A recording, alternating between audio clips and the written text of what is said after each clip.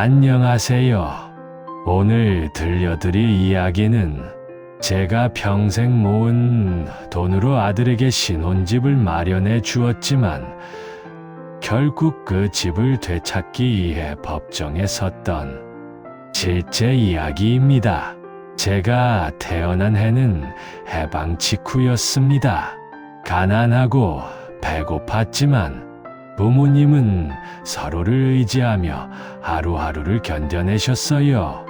어릴 적 기억은 또렷하지 않지만 아침마다 밥 짓는 냄새와 어머니의 손때 묻은 앞치마, 아버지 손에 늘 묻어있던 기름때 같은 것들만은 평생 잊히지 않습니다. 저는 어릴 때부터 손으로 하는 일을 배웠습니다. 학교를 마치면 공장으로 가거나 건설 현장에서 허리를 굽혀 일을 했습니다. 어쩌다 지게차라는 일을 배우게 되었고 그 일로 평생 살림을 꾸려왔지요. 제 아내 정미는 시장 반찬 가게에서 오래도록 일했습니다. 새벽 장을 보고 반찬을 만들어 파는 생활은 쉬운 일이 아니었습니다. 하지만 정미는 웃음을 잃지 않았고 그 웃음은 우리 집의 등불이었습니다. 우리는 아이를 하나 키웠습니다. 승우라고 이름 붙였습니다. 승우는 어릴 때부터 책을 좋아했고 성실했습니다. 학교에서 성적표가 오면 정미와 저는 기뻐서 서로 얼굴을 보며 울곤 했습니다. 그 눈물 속에는 우리 자식만큼은 하는 작은 소망들이 녹아 있었습니다. 등록금과 학원비는 우리에게 큰 부담이었지만 우리는 앞날을 생각하며 닥치는 대로 일했습니다. 승우가 서울대에 합격했을 때 정미와 저는 그 기쁨을 오래도록 나누었습니다. 그때만 해도 우리는 세상의 모든 걱정이 사라진 듯 했습니다. 그 생각 하나로 몇 해를 더 버텨낼 수 있었지요. 승우가 졸업하고 대기업에 들어갔을 때 저희는 손을 꼭 잡고 눈을 맞추었습니다. 우리 아이 잘 되었구나 하는 안도감과 함께 이제는 조금쯤은 편히 살 수 있겠다는 희망도 생겼습니다. 결혼 이야기가 나왔을 때 승우는 집 문제를 먼저 걱정했습니다. 결혼하고 신혼을 시작할 집이 필요하다고 했을 때 저는 망설이지 않았습니다. 제 평생 모은 돈과 몇 년 동안은 아껴 써야 할 돈을 보태 오래된 아파트 한 채를 마련해 주었습니다. 그 집은 값으로 보면 큰 돈이었지만 아들이 새 출발을 하는 데는 합당한 선물이라 생각했습니다. 하지만 저는 하나를 부탁했습니다. 다 큰 아들이었지만 인생은 언제 어떻게 바뀔지 모릅니다. 정미와 저는 아이 들면 몸이 약해질 것을 걱정했고 그래서 아들에게 부탁했습니다. 너희가 우리를 잘 모셔달라. 그 약속을 문서로 남기고 싶었습니다. 그래서 부양조건부 증여라는 이름으로 계약서를 썼습니다. 법무사와 상의해 정식으로 서류를 만들었습니다. 승우도 며느리 윤희도 그 자리에서 약속했습니다. 그때 우리는 서로의 눈을 보며 고개를 끄덕였지요. 처음에는 모든 것이 평범했습니다. 명절에 함께 모여 밥을 먹고 생일이면 촛불을 불며 웃었고 손주가 생긴다는 이야기에 가슴이 뛰기도 했습니다. 그러나 시간이 조금씩 달라지기 시작했습니다. 승우는 직장 일이 점점 바빠졌고 연락도 뜸해졌습니다. 주말에 가끔 들르던 발길도 드물어졌지요. 며느리 윤희는 처음에는 상냥했지만 어느 순간부터는 거리감을 보였습니다. 가장 견디기 힘들었던 것은 아내가 병원에 입원했을 때였습니다. 어느 날 정미가 복통을 호소했고 검사를 받은 끝에 위암 판정을 받았습니다. 처음에는 우리 부부도 승우도 모두 믿기 어려웠습니다. 치료는 길고 고통스러웠습니다. 약물 치료와 입원, 통원 치료가 이어졌고 정미는 날이 갈수록 힘이 빠져갔습니다. 제가 가장 원했던 것은 단 하나였습니다. 가족이 함께 있어 주는 것, 손을 잡아주는 것, 눈을 마주쳐주는 것이었습니다. 그래서 저는 몇 번이나 승우에게 부탁했습니다. 그나들아, 어머니 상태가 좋지 않다. 병원에 좀 와라. 그때의 대답은 회사 일이 많아서 못 간다는 것이었습니다. 며느리의 반응은 더 냉정했습니다. 병문안을 와서도 머뭇거리며 불편한 기색을 숨기지 못했습니다. 정미는 마지막 순간까지 승우의 얼굴을 보고 싶어 했습니다. 그러나 승우는 끝까지 고개를 숙인 채 휴대폰을 쳐다보았습니다. 저는 그 모습을 보며 세상이 뒤집히는 듯한 분노와 상실감을 느꼈습니다. 우리 부부는 평생을 한 팀처럼 살아왔고 제가 할 수 있는 건 정미의 손을 꼭 잡아주는 것뿐이었습니다. 정미가 세상을 떠났을 때 저는 망연자실했습니다. 장례를 치르는 날 많은 사람이 오긴 했지만 제 마음은 텅 비어 있었습니다. 그리고 그때 저는 깨달았습니다. 내가 평생을 바쳐 마련해준 그 집에서조차 마음이 상한 채로 남을 수 있다는 사실을요. 아내를 사랑하는 마음과는 별개로 그들의 태도는 제게 지울 수 없는 상처를 남겼습니다. 그 상처는 단순한 감정의 문제를 넘어 법적, 사회적 문제로 이어졌습니다. 제가 집을 마련해 주며 남긴 부양 조건이 형식적으로만 존재한 채로 무시당한 것입니다. 저는 더 이상 가만히 있을 수 없었습니다. 제겐 당장의 위로보다 약속이 지켜지지 않았다는 사실이 더 큰 상처였습니다. 그래서 저는 법률적 도움을 받기로 결심했습니다. 법무사 사무실에 들어선 날만 해도 마음이 무거웠습니다. 서류를 꺼내어 하나하나 보여주자 법무사는 말했습니다. 조건부 증여는 법적으로 인정될 수 있습니다. 다만 이를 해제하려면 증거가 필요합니다. 증거라. 그 말은 쉽지만 실천은 어려웠습니다. 저는 병원, 기록, 통화, 내역, 장례식에서의 목격자 진술, 주변 이웃들의 증언까지 하나하나 모으기 시작했습니다. 병원에서 정미의 진료 기록을 떼어왔습니다. 그 기록에는 우리가 병원에 얼마나 자주 있었는지, 누가 병실을 방문했는지 그런 흔적들이 남아 있었습니다. 통화 기록도 요청했습니다. 특정 날짜에 제가 전화했을 때의 통화 기록, 수차례의 부재중 전화들, 그리고 장례식에서 본 사람들의 증언도 모았습니다. 며느리가 장례식에서 보였던 무심한 태도, 조문객 사이에서 들려온 중얼거림도 증언으로 남길 수 있었습니다. 증거를 모으는 과정은 고통스러웠습니다. 옛 일들을 떠올려야 했고, 가족의 사적인 순간들이 공개되는 듯한 수치심도 느꼈습니다. 그러나 제겐 선택의 여지가 없었습니다.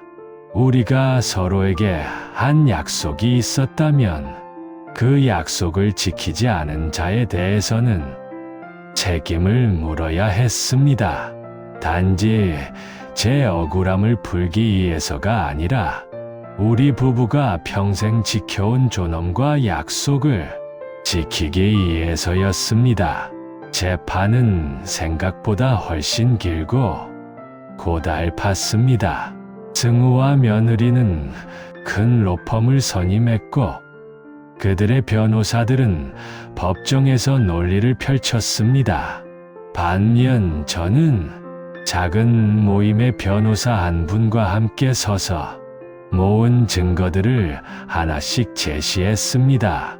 병원 기록은 우리 편이었고, 장례식의 목격자 진술도 저희를 지지했습니다. 통화 기록은 여러 차례의 부재중 통화와 짧은 응답들을 보여주었습니다. 그 과정에서 저는 여러 번 흔들렸습니다. 법정에서 과연 무엇을 얻을 수 있을까? 법이 우리 같은 사람에게도 공평할까? 그런 의문이 마음을 맴돌았습니다. 하지만 저는 포기하지 않았습니다. 우리가 젊었을 때부터 서로 약속한 것들을 지키기 위해, 그리고 정미의 마지막 바람을 지켜주기 위해 저는 계속 걸었습니다. 재판 과정 중에 기억에 남는 장면들이 있습니다. 한 번은 장례식에 참석했던 한 이웃 아주머니가 증인석에 서서 말했습니다. 며느리가 조문할 때 왼편 테이블에 앉아 음식을 불평했어요. 손님인 우리가 듣기에도 불편할 정도였습니다. 그 말에 법정에는 짧은 정적이 흘렀습니다. 작은 증언 하나가 때론 사람의 본심을 드러낼 때가 있었습니다. 승우의 변호인 측은 여러 번 주장했습니다. 부양 의무는 도덕적 의무일 뿐 법적으로 강제하기 어렵다. 그 말에 저는 화가 나기도 했습니다. 우리가 서류로 남긴 것은 단순한 도덕적 약속이 아니라 서로 합의한 조건이었고, 그 조건은 계약의 형태로 남아 있었습니다. 법원은 양쪽의 주장을 모두 듣고 숙고했습니다. 몇 달에 걸친 심리 끝에 판결 선고일이 찾아왔습니다. 법정의 공기가 어느 때보다 무거웠습니다. 저와 제 변호사, 그리고 승우와 그의 변호인단이 모두 자리했습니다. 판사의 목소리가 나지막하게 울릴 때 제 가슴은 빠르게 뛰었습니다. 판결은 제 손을 들어 주었습니다. 법원은 부양 조건이 성립되었고, 그 조건이 지켜지지 않았으므로 증여 해제가 정당하다는 결정을 내렸습니다. 집을 되찾았을 때 저는 기쁨과 허탈함이 동시에 밀려오는 기묘한 감정에 사로잡혔습니다. 오랜 시간 쌓인 분노와 억울함이 순간 풀리는 듯했고, 동시에 누구도 저의 기쁨을 진심으로 함께 기뻐해 주지 않는다는 외로움도 느꼈습니다. 승우와 제가 법정에서 마주쳤을 때 그의 얼굴엔 어떤 후회나 사과의 기미도 없었습니다. 그는 담담했고, 저는 그 담담함 앞에서 또 한 번 외로워졌습니다. 집으로 돌아온 첫날 밤, 저는 정미의 사진 앞에서 오래도록 앉아 있었습니다. 사진 속의 그녀는 여전히 웃고 있었고, 저는 그 웃음을 지키려 노력했습니다. 집을 다시 소유하게 된 것 자체가 목표가 아니었습니다. 저에게 진짜로 필요했던 것은 우리가 평생 지켜온 존엄을 확인받는 일이었습니다. 그리고 그것은 법정을 통해 어느 정도 이루어졌습니다. 그 후의 삶은 예상보다 단순했습니다. 저는 아내가 좋아하던 화분들을 돌보고, 낮이면 골목을 산책하며 이웃들과 인사를 나눕니다. 가끔은 젊은 시절을 떠올리며 손에 묻은 기름때를 만지작거립니다. 사람들은 종종 묻습니다. 왜 그랬느냐? 화해하지 못했느냐? 저는 대답합니다. 사람마다 이유가 다르고, 때로는 서로의 상처가 너무 깊어 화해하기 어렵다. 이 이야기를 통해 제가 전하고 싶은 것은 몇 가지입니다. 첫째, 약속은 기록으로 남겨두면 좋습니다. 말로만 했던 약속은 시간이 흐를수록 그려질 수 있습니다. 둘째, 가족이라고 해서 모든 것을 당연히 받아들여서는 안 됩니다. 사랑과 의무는 때로는 다르게 평가되어야 할 때가 있습니다. 셋째, 나이가 들수록 존엄이 중요합니다. 사람은 마지막 순간까지도 존엄을 가지고 살 권리가 있습니다. 물론 이런 문제는 법만으로 해결되는 것이 아닙니다. 가족 간의 신뢰와 대화가 우선되어야 합니다.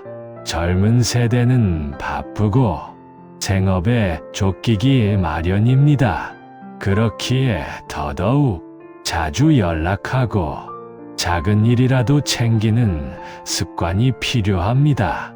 때로는 전화 한 통, 방문 한 번이 누군가에게는 큰 위로가 됩니다. 또 하나 덧붙이고 싶은 것은 우리 사회가 노인을 대하는 태도입니다. 노년을 존중하는 사회는 단지 복지 제도를 늘리는 것만으로 완성되지 않습니다. 사람과 사람 사이의 관계에서 나오는 존중이 필요합니다. 말 한마디, 방문 한 번, 같이 밥 한 끼, 이런 작은 것들이 모여 사람의 삶을 지탱합니다. 제 이야기는 일부 사람들에게는 지나치게 엄격하게 보일 수도 있습니다.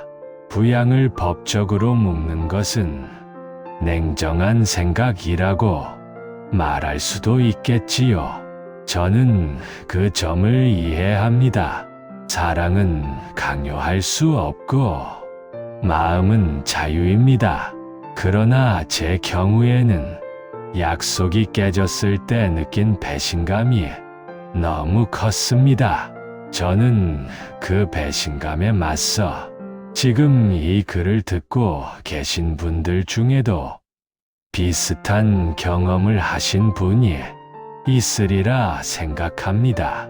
혹은 반대로 젊은 자녀를 둔 분이라면 부모님과의 약속에 대해 다시 한번 생각해 보실 수도 있겠지요. 어느 쪽이든지 중요한 것은 서로의 입장을 이해하려는 노력입니다. 서로의 상황을 알지 못해 빚어지는 오해가 많습니다. 그런 오해를 줄이는 것, 그것이 우리가 해야 할 일입니다. 제가 이 이야기를 마치기 전에 한 가지 작은 에피소드를 더 들려드리겠습니다. 몇 달 전 제가 동네 시장을 지나는데 어떤 젊은이가 저를 알아보고 인사했습니다. 할아버지, 유튜브에서 그 이야기 봤습니다. 선생님 같은 분들이 더 존경받아야 한다고 생각합니다. 그 말에 저는 부끄럽기도 하고 좀 이상하기도 했습니다. 하지만 마음 한켠이 따뜻해지는 건 어쩔 수 없더군요. 누군가가 내 삶을 이해해 준다는 느낌, 그것만으로도 충분히 위로가 됩니다. 마지막으로 제가 바라는 것은 간단합니다. 누구나 나이가 들면 외롭고 약해질 수 있지만 그럴수록 서로를 조금 더 챙겨주었으면 합니다. 말 한마디, 방문 한번, 손을 잡아주는 작은 행동들이 누군가에게는 삶에 큰 힘이 됩니다. 그리고 약속을 할 때는 서로의 처지를 잘 생각해 정성으로 약속을 지켜주시길 바랍니다. 어떤 생각이 드셨나요? 제가 옳았다고 느끼셨나요? 아니면 더 관대했어야 한다고 생각하셨나요? 댓글에 솔직한 의견을 남겨주시면 감사하겠습니다. 여러분의 이야기도 듣고 싶습니다. 오늘 긴 이야기를 들어주셔서 고맙습니다. 다음 시간에는 또 다른 삶의 한 조각을 들려드리겠습니다.